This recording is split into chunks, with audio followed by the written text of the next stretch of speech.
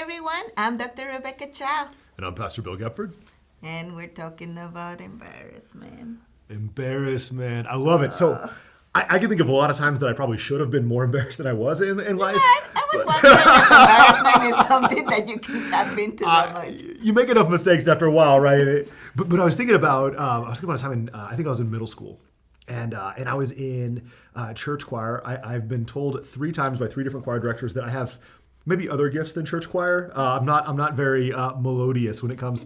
But I remember this one time we were working this part, and I was in middle school, and I had hit puberty kind of early. My voice was starting to change, and that wasn't something a lot of my compatriots were feeling, and so my voice cracks in the middle of trying to find a note. And in retrospect, like, that's just human experience, and that's everything. But in that moment of being the only kid that like was going through that, and everybody else is sounding great, and I'm this guy that just sounds like a squeaky duck that somebody's stepping on, I just felt just completely ashamed, completely embarrassed. I think that's what embarrassment does. It makes us feel like everybody else has got this together, and like I'm the one that's messed up. Tell us kind of what's going on inside of us with embarrassment. Well, when it comes to embarrassment, it's interesting because it provides 2 things. Mm-hmm.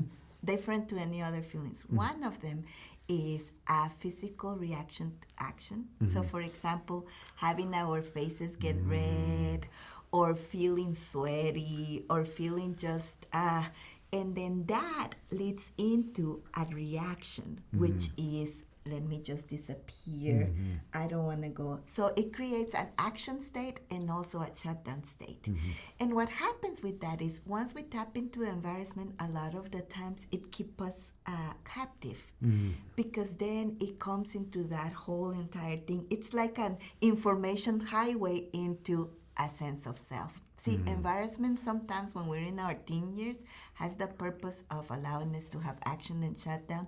But when that expands into our adulthood, that's when it can become a little bit wonky. Absolutely. I think about, like, on the right side, the sense of self. One of the things that embarrassment does is it reminds me when I've done something that isn't who I see as my sense of self. And I think that can be valuable, either for me just personally, if nobody else knows, just to know, like, hey, I should do this differently next time, or to feel like that's not who I am. I think communally, like from a spiritual perspective, it's incredibly helpful with times of saying, like, I really messed up. I should go apologize to that person. I should go say I'm sorry to that person. So I think there's a healthy element here. I think it can get distorted when it turns into a sense of shame for ourselves. And we talked about shame for others with disgust, but I think shame for ourselves can come and nobody else even knows about that or feels that. But often we can find that we see ourselves as, oh, I'm the kid that did this, or I'm just defined by that. And we end up just blanketing ourselves in so much shame that starts as embarrassment and really spirals as we can't see the way that God sees us. We can't see the way that others see us.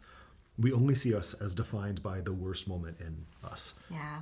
And you bring a great point. So when should I worry about embarrassment? Mm-hmm. See, embarrassment is just knowing that, well, what happened wasn't the best version of myself, and it's okay, but it's just something that I did. So it's a behavior I did. Mm-hmm. When it becomes something of concern is when your embarrassment becomes shame, which is a shift, because we go from feeling I did this and I feel embarrassed to I am this and I am a mistake.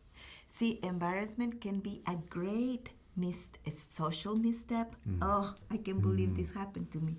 Whereas shame becomes the unhealthy part of embarrassment, which is I am a mistake. It's very different when it comes to perception.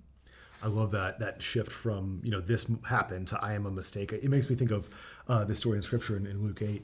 There's a woman who we read has been bleeding for 12 years. And we don't know past that. We don't know if this is a biological cause. We don't know what's happening. We don't know if this is sometimes reproductive health. We do know that she has spent the last 12 years, she spent everything she has trying to fix it. And it seems to have consumed this concept of this is who I am seems to be her self-defining story. And Jesus is traveling and she doesn't go and talk to him. Most people that Jesus heals go and ask, like, will you heal me? She doesn't even seems to have the courage or the ability to ask that. Instead, she just reaches out and tries to touch his cloak as he goes by. And I get this picture of a woman who's just consumed by shame, who is so embarrassed by her realities that she doesn't have the courage to even look at Jesus. And Jesus, somebody touched me. I know what happened, and she still hangs back. I mean, she's now been healed, and she still doesn't want to admit that this is who she was. There's this deep sense of shame. What I love is that Jesus sees her, and he loves her, and he doesn't define her by the same way that she defined herself. He doesn't see the embarrassing thing as the defining thing, but instead that he cares for her, and he says, I see you, and she's healed, and her life is different ever after. Yeah. Whew. How do you follow that, right? I think that in my field, that's the important piece about embarrassment. It is the most important thing when you have a feeling like that is just the power of being seen, the power of being unconditionally accepted. And I don't really have too much to add to that because that was actually pretty good. Well, Jesus is amazing. So Yeah. I think that I would say one practice that I think probably hits both of ours a little bit is some of the rituals that we experience in the church, but I think especially for me, something that I see in baptism. Yeah. And so often when I baptize somebody, it's a baby and they haven't really done anything to be embarrassed about yet, or at least as far as they know. But sometimes I'll do a baptism for an adult. Yeah. And often it's somebody who's gone through a powerful experience and has been carrying the weight of what they've done for a long time, and kind of that as their defining story. And seeing the physical washing clean of the water, but also that emotional realization of I am loved, I am beloved. When I meet with the family, talk about baptism, one of the things we talk about is Jesus' baptism. When he comes out of the water, God says, "This is my son whom I love." And I want every single person who gets baptized to hear those words, to remember those words. This is God saying, "This is my child. This is someone I love," not the way you defined yourself, not the story. And so if you are carrying around embarrassment, or especially if it's turned into shame, I might challenge you, talk to a therapist, talk to a pastor, and maybe it's about baptism, or maybe remembering your baptism, but this way of kind of stepping into that reminder of you are loved. And you're seen. I don't think we need to add anything. You just might drop this whole thing. So thank you for listening to us. Bye.